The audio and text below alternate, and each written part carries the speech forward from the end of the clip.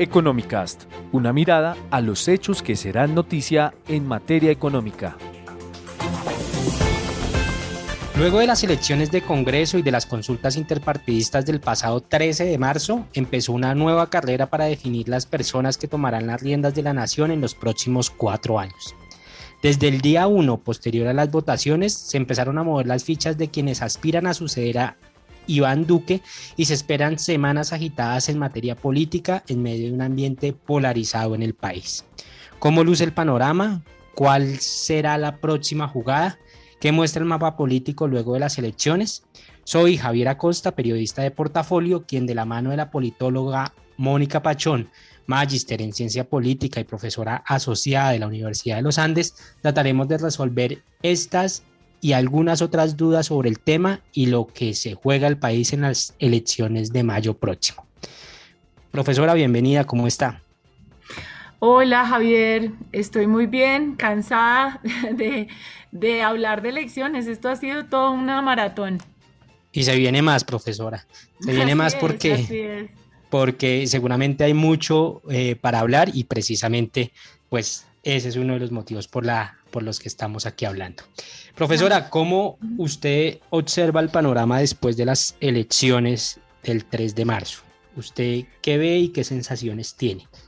Bueno, varias cosas, Javier. La primera es que yo creo que el lunes todos los candidatos presidenciales se levantaron pensando que tenían un panorama un poco más hostil y más difícil del que se imaginaban, porque según la información que tuvimos del preconteo, la distribución de las curules en el Congreso de la República estaba muy pareja entre los diversos partidos en el Senado y en la Cámara de Representantes. Obviamente la presencia del Partido Liberal es importante, pero no hay que menospreciar el desempeño del Partido Conservador, del Partido del Pacto Histórico, de esta coalición, del Partido de la U, del Partido Cambio Radical, pues que van a ser piezas clave en la negociación.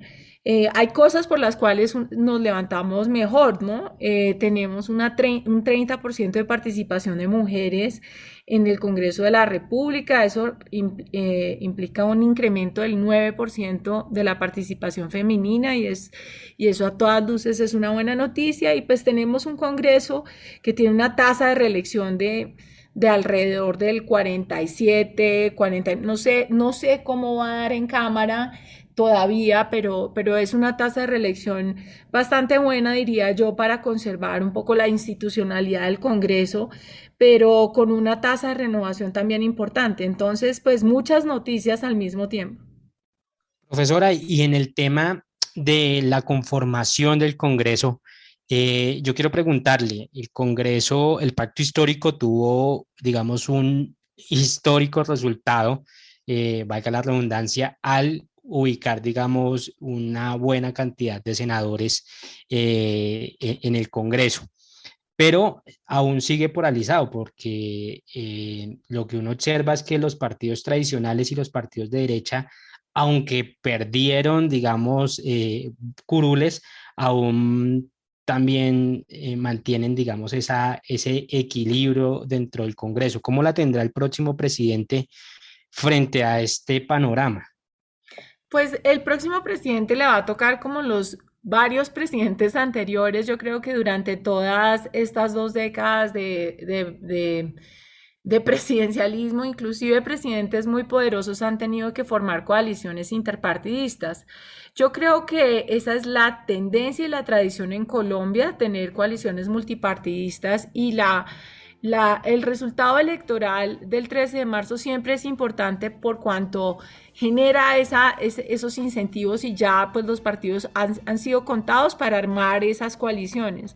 Como usted bien dice, el resultado es favorable a las fuerzas, digamos, más pro status quo que las fuerzas de centro izquierda.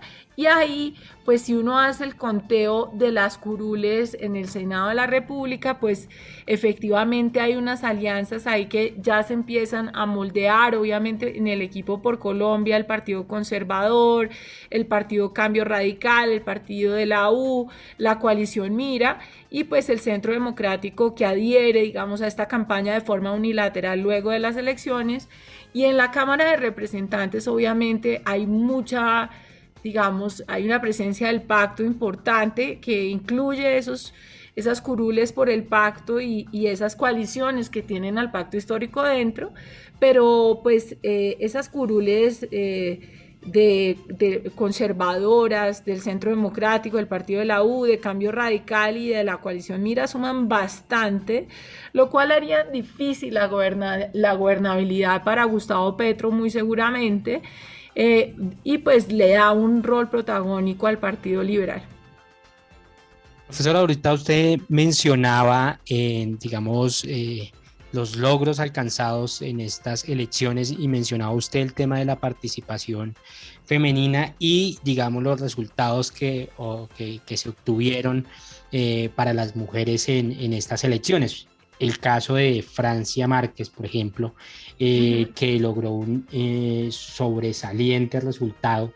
Digamos, ¿usted cómo ve esa brecha que antes había? Porque pues si bien, digamos, Francia Márquez logró estos resultados, por el otro lado, partidos como el Centro Esperanza no tuvieron representabilidad de mujer.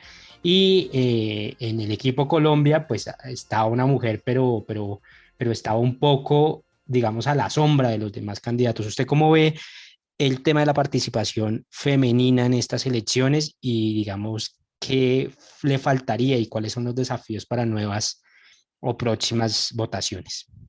Mire, la ironía de esto es que las mujeres, digamos, la representación femenina se incrementa en parte por el arrastre del pacto histórico. El pacto histórico decide presentar esas listas cerradas en donde si les va bien a ellos, pues les va bien a muchas mujeres que entran al Congreso de la República, al Senado o a la Cámara de Representantes. Entonces ahí lo que vemos es obviamente un resultado que no necesariamente tiene que ver con esas candidatas mujeres y sus atributos, sino más bien un efecto de arrastre de esa lista cerrada donde Gustavo Petro es protagonista. Yo he estudiado bastante el tema y la verdad es que existe una brecha importante en la participación femenina. Hay un estereotipo muy negativo asociado a las mujeres políticas en Colombia y en América Latina, y pues los votantes no les interesa tanto votar por mujeres y están más enfocados, digamos, por lo menos en el Ejecutivo, a pensar en hombres y asociar a esos hombres con atributos de liderazgo más positivo. Entonces, las mujeres estamos rezagadas en esa carrera, en las elecciones locales, en gobernaciones y en alcaldías es aún peor. Es el 10% máximo de la participación femenina. Entonces, nos falta mucho camino, pero pues definitivamente esta aparición de Francia y el apoyo de una cantidad de movimientos feministas y bueno, de otro tipo de movimientos regionales y pues progresistas, digamos, de centro izquierda, a esa candidatura la catapulta como una muy buena candidata en el futuro o como una política que tiene digamos, esa visibilidad, pero pues estructural y culturalmente seguimos un poco rezagados. Y frente al tema de las minorías étnicas, de los afros, de los indígenas, ¿usted cómo percibe ya ahí, ya el país ha tomado o les ha dado el cierto reconocimiento o el reconocimiento que merecen estas minorías? Mire, la representación en circunscripción especial es una representación extraña porque es una representación identitaria. No sé si los oyentes han escuchado esta discusión sobre Miguel Polo Polo, que se lanzó en la circunscripción afro, pero que no tiene una afinidad con, ¿no?, movimientos de centro izquierda, o necesariamente es lo que la gente tiene en el imaginario como un representante de la población afro. Estas circunscripciones en esta elección son particularmente interesantes porque se separa la tarjeta electoral de circunscripción indígena, Senado, circunscripción indígena, Cámara, y circunscripción indígena, circunscripción Afrocámara. Y ahí nos permite ver un comportamiento diferenciado. Entonces, ¿cuántas personas eligen estas tarjetas electorales? No son muchas. Y por otro lado, de las que eligen la tarjeta, el 50% de los votos no eligen. Entonces, mire, si usted suma los votos no marcados, los votos nulos y los votos en blanco de la circunscripción indígena y la circunscripción afrodescendiente, estamos hablando del 49% y del 47,43% de votos. Es decir, que ahí estamos percibiendo una crisis de representación. Yo diría que hay opciones distintas para representar a las minorías étnicas, a las minorías que han sido estructuralmente no representadas en las instituciones políticas, pero este tipo de representación tiende a agotarse. Si vemos las circunscripciones de paz, por ejemplo, ahí entre nulos no marcados y votos en blanco tenemos el 20% de los votos.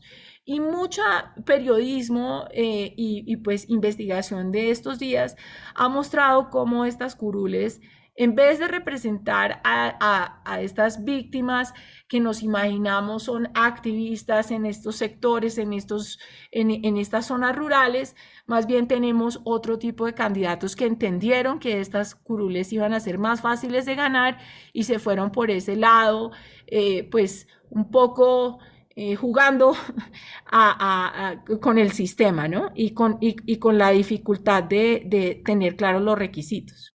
Profesora, uno ve, digamos, los resultados y el panorama y parecería que Gustavo Petro es el candidato a vencer, digamos, por el favoritismo que ha marcado en las encuestas y, digamos, por los resultados que se vieron el pasado 13 de marzo.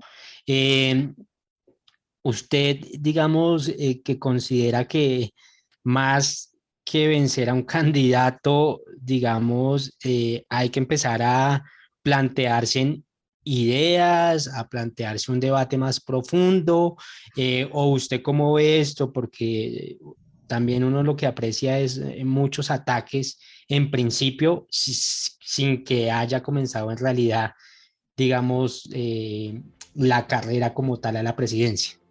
La discusión en Colombia es una discusión muy personalista, ¿no? La gente quiere ver carácter, la gente quiere ver, quiere conocer al candidato de una forma más íntima y personal. Lamentablemente, usted sabe y yo sé que la información que tenemos los votantes es muy defectuosa, ¿no? No tenemos claridad sobre términos muy simples o muy, diría yo, muy básicos para entender la política pública. ¿Qué es la inflación? ¿No? ¿Qué es un impuesto? ¿Qué significa tener un banco central independiente? Entonces, las candidaturas y las campañas van a seguir en este, digamos, temperamento que se ha marcado en la campaña y es el de tratar de proyectar una imagen de liderazgo, de tratar de proyectarse a los votantes de centro y a esos votantes que no salieron a votar. Recordemos que esta elección tuvo una participación mucho más baja que la de 2019. En 2019 tuvimos el 60% de la participación y aquí tuvimos apenas el 47% y para consultas 33% menos. Entonces, es lamentable que no hablemos tanto de programas. Son áreas de política pública muy difíciles para los votantes. La paz y la no paz, ¿no? La violencia y no violencia son como más más intuitivas, pero estas áreas de política pública, de ahorros pensionales, inflación, política macro, independencia del Banco Central, gasto, son áreas de alta sofisticación y yo dudo que ellos se centren en esas áreas para hablar, porque el discurso populista ahí es mucho más fácil de dar que las explicaciones sofisticadas. O sea que para el que quisiera ganar las elecciones, su trabajo más que propuestas, o por lo menos en un país como Colombia, está en cómo capitalizar, digamos, ese sentimiento y esa cultura que tienen los colombianos sobre, pues, digamos, la manera como ven el mundo o ven el país, ¿no? ¿Puede Sí, ser? yo pienso que sí, yo pienso que es un poco saber leer a las personas y sus necesidades, ¿no? Gustavo Petro es un líder muy empático, ¿no?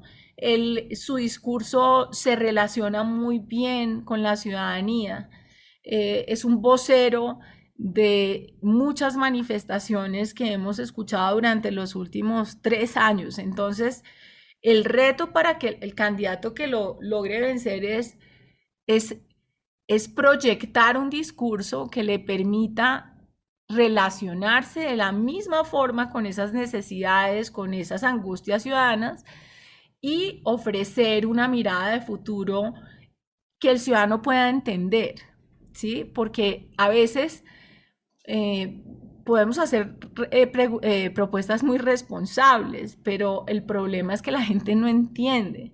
Entonces, habría digamos, un problema de percepción importante que esa persona tendría que resolver. Yo creo que, que la política es más emocional en este momento. Eh, Profesora, y precisamente, digamos que antes de la pandemia se venían presentando unas movilizaciones sociales muy importantes que incluso se han visto también traducidas, o también se han observado en otras regiones de Latinoamérica, con unos resultados, digamos, en donde esos voceros de esas manifestaciones se han convertido de alguna manera en unos representantes para los jóvenes y para todas estas personas inconformes. El caso de Boric en Chile, que digamos se convirtió en presidente. ¿Usted cree que en Colombia habría la posibilidad, digamos, de capitalizarse ese inconformismo, también de la manera como está sucediendo en otras partes de la región?